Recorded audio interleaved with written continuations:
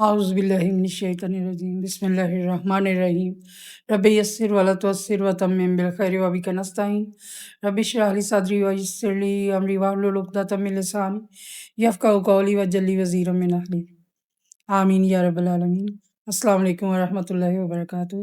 بچوں، آج O level first language کے لیے مشتاق احمد یوسفی صاحب کا افسانہ لے کر آئے ہیں، اور آنا گھر میں مرغیوں کا۔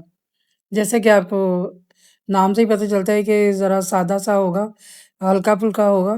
تو مشتاق یوسفی صاحب کی باقی کتابیں آپ پڑھیں، آب زر اور دوسری بھی بہت سی خوبصورت کتابیں ہیں، اور وہاں کے رہن سہن، اس زمانے کا رہن سہن جو ہے وہ اس طرح سے بیان کرتے ہیں۔ اور اپنی ایم اے فلسفہ تھے وہ، اور ان کو بینک کی جاب کرنی پڑی تھی، یعنی جابس لڑکوں کو کتنی مشکل سے ملتی تھی، تو اس لیے دیکھیں کہ اپوزٹ بھی جانا پڑتا ہے اپنے پڑھائی کے علاوہ۔ تو انہوں نے اردو ادب کے لیے بہت کام کیا ہے، اتنا خوبصورت انہوں نے کام لکھا ہے کہ آپ جب پڑھیں تو آپ کہتے ہیں کہ وہ معاشرت، وہ رہن سہن، وہ حالات جو ایک عام انسان کو پیش آتے ہیں، اور جو بڑے امیر کبیر لوگوں کو بھی پیش آتے ہیں، تو جو ایک عام انسان کو ہر حال میں وہ حالات پیش آتے ہیں، تو وہ ان کی عکاسی کرتے تھے اور بہت ہی خوبصورت لکھتے تھے۔ تو یہ سبق میں نے پہلے نہیں پڑھا ہوا، میں نے ان کی بہت سی کتابیں پڑھی ہیں، لیکن یہ سبق میں نے اور آپ نے اکٹھے مل کر پڑھنا ہے۔ تو اگر اس میں کوئی کمی بیشی ہو تو آپ نے اس کو نظر انداز کرنا ہے اور درگزر کرنا ہے۔ آئیے شروع کرتے ہیں۔ اور آنا گھر میں مرغیوں کا۔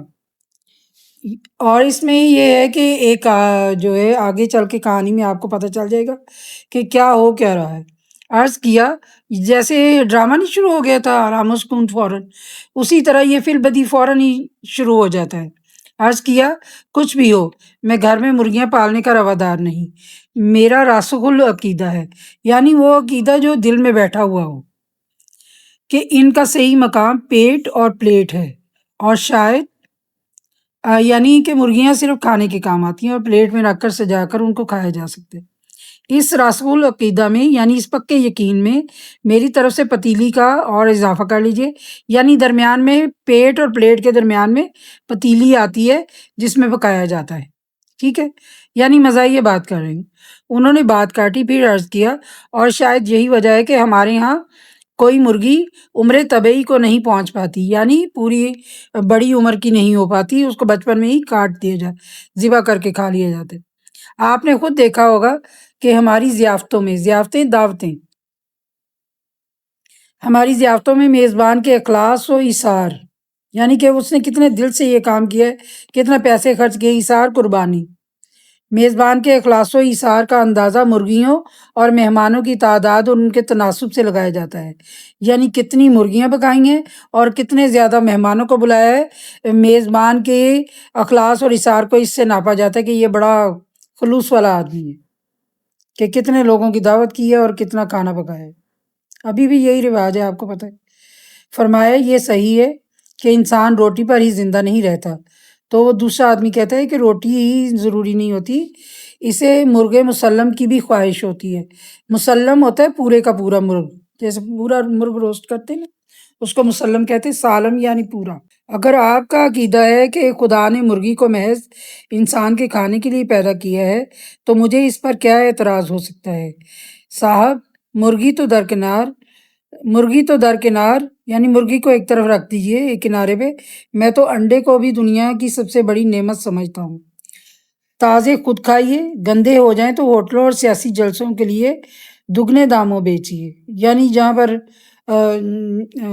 خراب انڈے بھی استعمال کر لیے جاتے ہیں، وہاں کہہ رہے ہوٹلوں میں بیچ دیں یا سیاسی جلسوں میں لوگوں کو مارنے کے کام آئیں۔ یوں تو اس میں میرا مطلب ہے تازہ انڈے میں ہزاروں خوبیاں ایسی کہ ہر خوبی پہ دم نکلے، مگر سب سے بڑی خوبی یہ ہے کہ پھوڑ سے پھوڑ عورت کسی طرح بھی پکائے یقیناً مزیدار پکے گا، یعنی جو عورت جس کو کھانا نہ پکانا ہوتا ہو، ایسی عورت پھوڑ کہتے ہیں، نکمی ناکارہ، جو کام نہ کر سکے صحیح۔ تو انڈا ایسی چیز ہے کہ اس کو وہ بھی پکائے، اگر نکمی عورت بھی پکائے تو وہ بھی یقیناً مزیدار ہی پکے گا، کیونکہ اس کا کیا، یا تو ابال دیا یا فرائی کر دیا۔ آملیٹ، نیم برش، نیم یعنی کہ ہاف بوائل کہہ لیں آپ اس کو، یا آدھا پکا ہوا، ہاف فرائی کہہ لیں، تلا ہوا حلوہ، یعنی ان کے حلوہ بھی، انڈوں کا حلوہ بھی بنایا جاتا ہے۔ اس کے بعد انہوں نے ایک نہایت پیچیدہ اور گنجلک تقریر کی، گنجلک جس میں گریں پڑی ہوں، گنجل پڑے ہوں، پیچیدہ ہو، پیچدار ہو، جس کا ماحصل یہ تھا، یعنی کہ جس کا نتیجہ یہ تھا کہ آملیٹ وغیرہ بگاڑنے کے لیے غیر معمولی سلیقہ اور صلاحیت درکار ہے، کہ یعنی آملیٹ بھی اگر خراب کرنا ہو تو اس کے یہ بڑی ایک ہلکی سی صلاحیت ہے جو فی زمانہ مفقود ہے، جو اب زمانے سے غائب ہو گئی ہے، یعنی لوگ اچھا آملیٹ بنا ہی لیتے ہیں۔ اختلاف کی گنجائش نظر نہ آئی تو میں نے پہلو بچا کر وار کیا، یہ سب درست، لیکن اگر مرغیاں کھانے پر اتر آئے تو ایک ہی ماہ میں دڑبے کے دڑبے صاف ہو جائیں گے، یعنی اگر مرغیاں کھانی شروع کر دیں تو سب مرغیاں ختم ہونی شروع ہو جائیں گی۔ کہنے لگے یہ نسل مٹائے نہیں مٹتی، جہاں تک اس جنس کا تعلق ہے 2 اور 2 4 نہیں بلکہ 40 ہوتے ہیں۔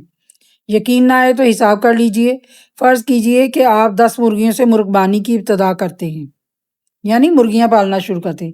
ایک اعلیٰ نسل کی مرغی سال میں اوسطاً 200 سے 250 تک انڈے دیتی ہے، لیکن آپ چونکہ فطرتاً قنوطی واقع ہوئے ہیں، قنوطی مایوس کہتے ہیں، یہ قنوطی تو تھا مایوسی، قرآن جسے لار تک نہ تو میری رحمت اللہ کی رحمت سے مایوس نہ ہو، تو قنوطی کے معنی ہے مایوسی، مایوس۔ اس لیے یہ مانے لیتے ہیں کہ آپ کی مرغی صرف 150 انڈے دے گی، یعنی 250 تو دیتی ہے، لیکن چلیں آپ زیادہ ہی مایوس ہیں کہ مرغی زیادہ انڈے نہیں دیتی تو 150 دے دے گی۔ میں نے ٹوکا مگر میری قنوطیت کا مرغی کے انڈے دینے کی صلاحیت سے کیا تعلق؟ بولے بھائی آپ تو قدم قدم پر الجھتے ہیں، قنوطی سے ایسا شخص مراد ہے جس کا یہ عقیدہ ہو کہ اللہ تعالیٰ نے آنکھیں رونے کے لیے بنائی ہیں، یعنی مایوس رہنے کے لیے۔ خیر اس کو جانے دیجئے، مطلب یہ ہے کہ اس حساب سے پہلے سال میں 1,500 انڈے ہوں گے، اور دوسرے سال ان انڈوں سے جو مرغیاں نکلیں گی وہ 2,25,000 انڈے دیں گی، جن سے تیسرے سال اسی محتاط اندازے کے مطابق 3,37,50,000 چوزے نکلیں گے۔ بالکل سیدھا سا حساب ہے، مگر یہ سب کھائیں گے کیا؟ میں نے بے صبری سے پوچھا۔ ارشاد ہوا اس کی خوبی یہی ہے کہ اپنا رزق آپ تلاش کرتا ہے، آپ پال کر تو دیکھیے، دانہ دن کا کیڑے مکوڑے کنکر پتھر چگ کر اپنا پیٹ بھر لیں گے۔ پوچھا اگر مرغیاں پالنا اس قدر آسان اور نفع بخش ہے تو آپ اپنی مرغیاں مجھے کیوں دینا چاہتے ہیں؟